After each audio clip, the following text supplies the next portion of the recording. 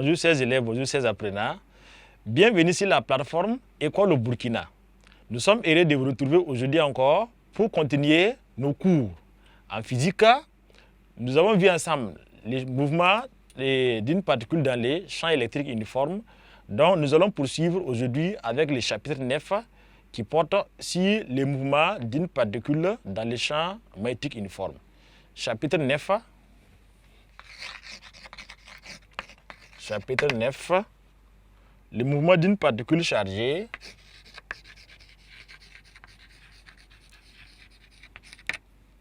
Les mouvements d'une particule chargée.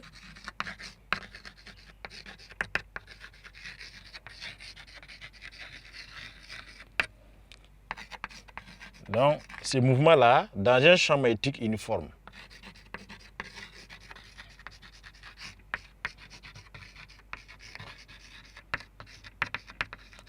Dans un champ magnétique uniforme.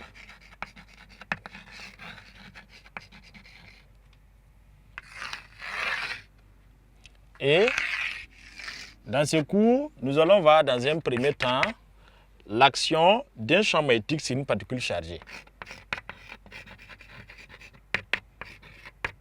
Action d'un champ magnétique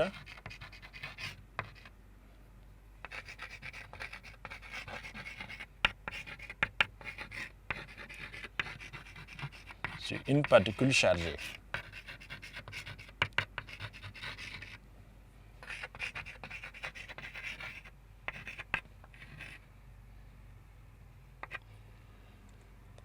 Alors, chers élèves, chers apprenants, dans ce paragraphe qui porte sur l'action d'un champ magnétique sur une particule chargée, alors nous allons nous intéresser à une force appelée force magnétique, qu'on appelle la force de Lorentz.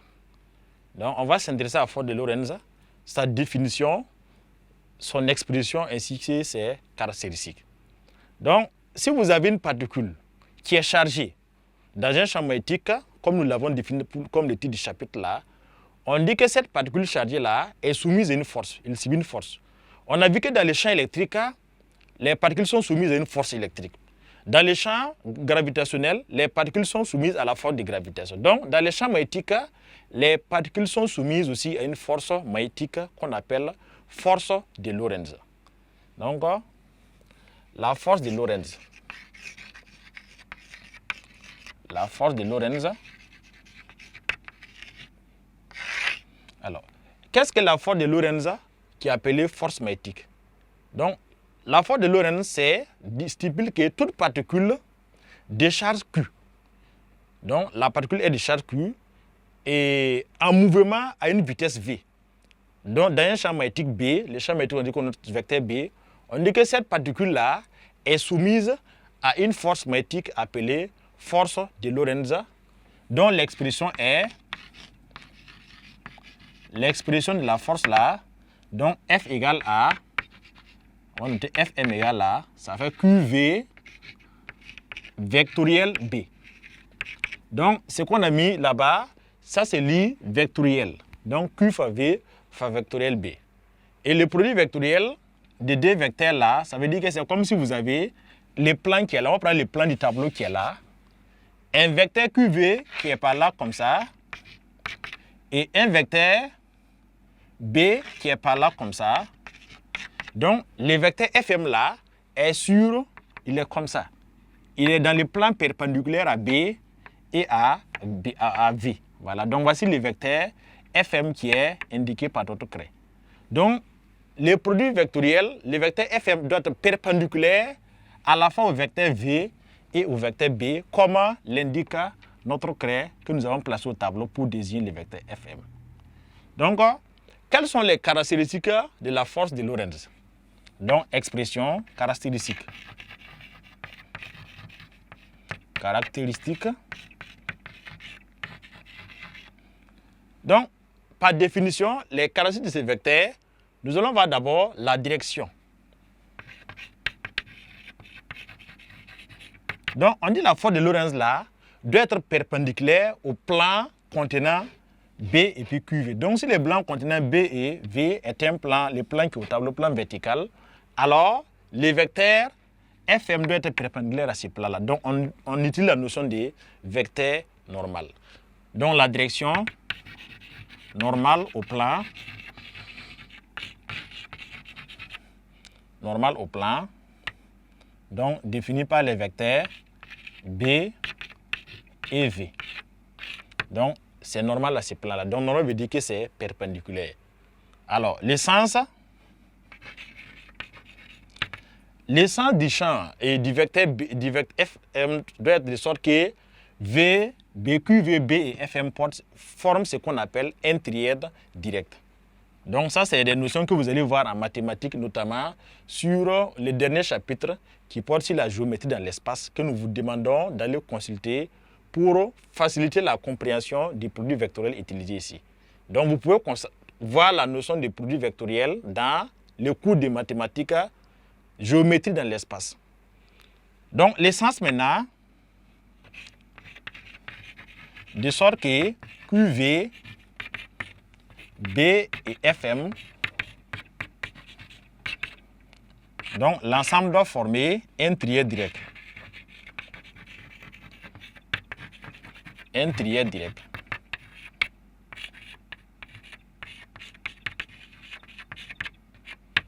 Alors, l'intensité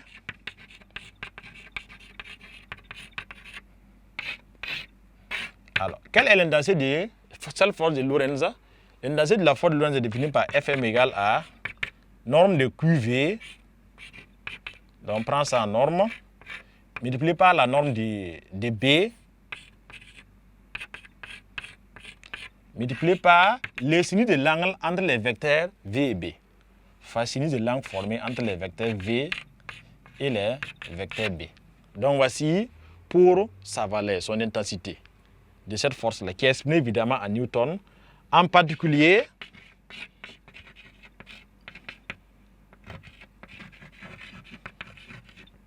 on va prendre un cas particulier, le cas où le V et le B forment des vecteurs perpendiculaires.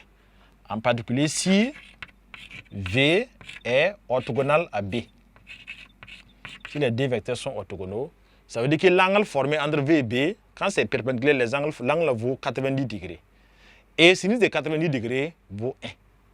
Donc, on va avoir alors que l'angle VB là est égal à 90 degrés et sinus VB, sinus de l'angle VB va nous faire alors 1. Parce que sinus de 90 degrés, ça fait 1. Donc, FM devient quoi? On avait dit que c'est norme de QV fois norme de B fois sinus de l'angle entre V et B. Et comme le sinus là vaut 1, donc il reste QV et B. Donc, on va prendre le Q en valeur absolue habituellement. Donc là, ça va faire Q en valeur absolue multiplié par V multiplié par B. Bon, là, je note sans la forme des normes. Donc, le V, c'est pour désigner la norme de V. Et le B, c'est pour désigner la norme du champ B également. Donc, voici son expression dans les cas particuliers où le V et le B sont perpendiculaires. Et ce sont ces cas que nous allons étudier en classe de terminale dans le cadre de ce programme. Donc, on rappelle ces caractéristiques. La direction, c'est la normale au plan. Donc, on dit autrement, c'est perpendiculaire au plan formé par les vecteurs B et V. L'essence, il faut que l'ensemble forme un trièdre direct. Et intensité, dans les cas, de notre coup, la plupart des cas, l'intensité du vecteur FM, là, c'est QV fois B. OK. Nous allons poursuivre pour nous intéresser particulièrement à l'orientation du champ B. Orientation de B.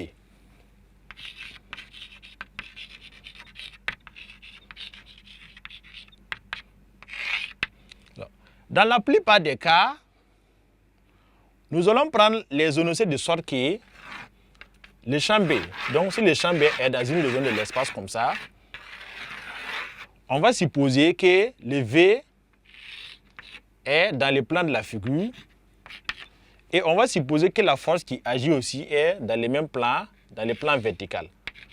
La force Fm est comme ça. Donc, comme l'ensemble doit former un trièdre direct là, ça veut dire que les vecteurs doivent être orthogonaux 2 à 2.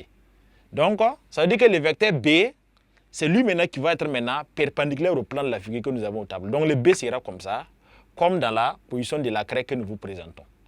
Donc, le B étant perpendiculaire à Fm et B, et V, il y a deux positions que nous allons adopter.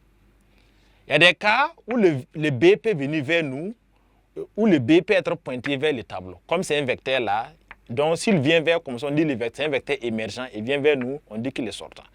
Mais si le vecteur là, comme c'est une flèche, s'il fonce vers le tableau, on dit que là-bas le B est entrant.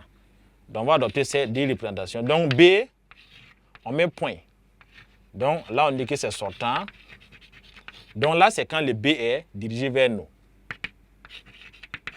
Dirigé vers nous. Donc, et l'autre, c'est le B est entrant, croix. Là, c'est quand le B pointe vers la face verticale proposée. Donc là, le B est entrant. Voilà. Pointé vers la feuille. On suppose qu'il y a une feuille sur laquelle les champs là existent. Et globalement, on utilise la notion d'une règle qu'on appelle la règle de la main droite, qui permet de déterminer ce sens-là.